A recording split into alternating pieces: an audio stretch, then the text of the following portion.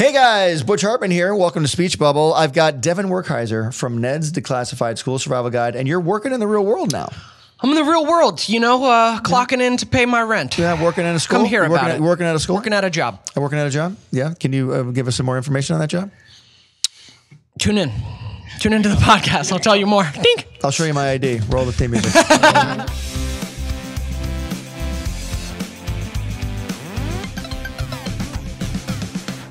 Yeah. He was actually sitting in that chair. He actually came and sat in that very chair. I saw. Yeah. I saw. He was here. Yeah. Were you intimidated when you walked in? Like Drake Bell? That's the chair Drake Bell sat in. Of course. Drake came to our pilot rap party when I was 12. When he was already on Drake and Josh and after Amanda show, and he was the elder Nickelodeon star. And a star. He was 15 and I was 12, but he was the elder. Yeah. And he came over and was yeah, dude, this is your pilot, and that's not how he talks at all. But he was that was a great Drake. That's not how he talks at all. But but he was this is gonna be cool. Your life's gonna change. And I was what? That's cool, man. So Drake Bell was encouraging to you.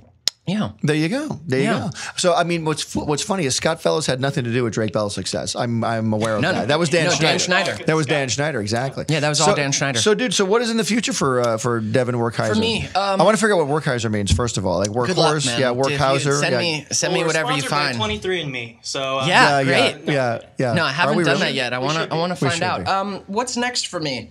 Lots of things. I imagine in a year from now, a lot will have changed in my life because I just feel a lot of opportunities blowing up. But that's good to hear. Yeah. So with the music primarily or the acting stuff? All things. There's a lot. Look at you, There's man. a lot kind of percolating right now. But it's been, it hasn't been the easiest. I work day jobs. I work at late Sunday afternoon. No, I work at my friend's shop in Venice, this magical retail shop. Very cool. Wait, hold on. A magical retail shop. Yeah. They sell magical retail items like magic wands and different things. There's things like that. No, not literal. We take things very literally. Yeah, here. I hear that. Yes, your mouth saying no. Well, because it's yes, kind of. Yeah, it's all beautiful, amazing things that will feel good for people to buy, but it's not magic wands. It's not magic. It's not actual magical things. No. It's Venice-y. It's just very because you live in Venice. Yeah. I feel you're hiding the truth behind it. I feel like you're really. I'm always hiding truth. There's some kind of you're holding something back there. I mean, come on.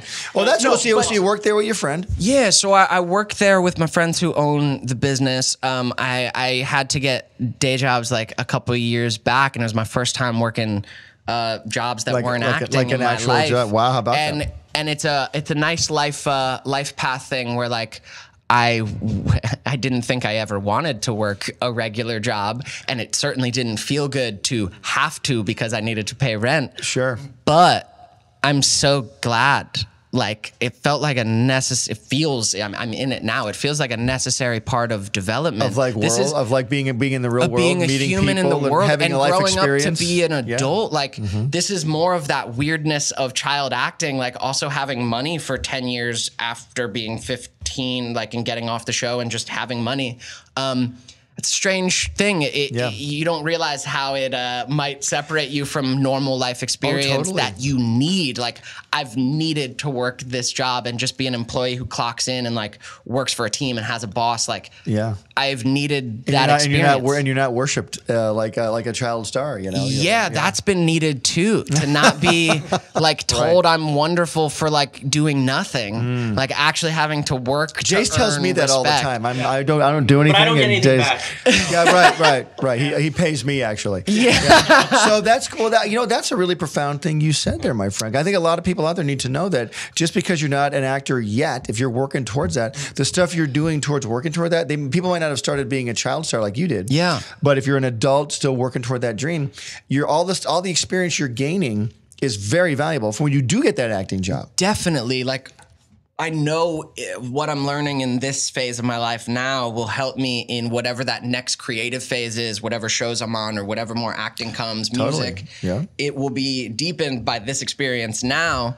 And I do think that people need to know that the path to your dreams is very windy and it time. does not go how you think it's going to go. Yeah. But if you're if you pay attention, it's kind of going where Totally. you need to be to grow. Like if you look at your life as not happening to you, but happening for you, then you go, okay, like why am I here? How can I grow from this? Like what can I learn? What can I invest myself in here and not be so, no, it has to look this one way. Yeah. So, and that's a hard process. Like it's so easy to say, but it's been emotionally, I want to be follow me. Like I want, like there's a part of me that wants to be farther along than I am. Yes. But I also can see I'm exactly where I need to be. I know, bro. So, you are. Well, you seem pretty together to me. It seems like you're doing pretty well. You seem pretty well adjusted. Like I said, if I'm mostly well adjusted, except when I'm crying all night. I know. You walked in here with a headless doll. I don't know what that means.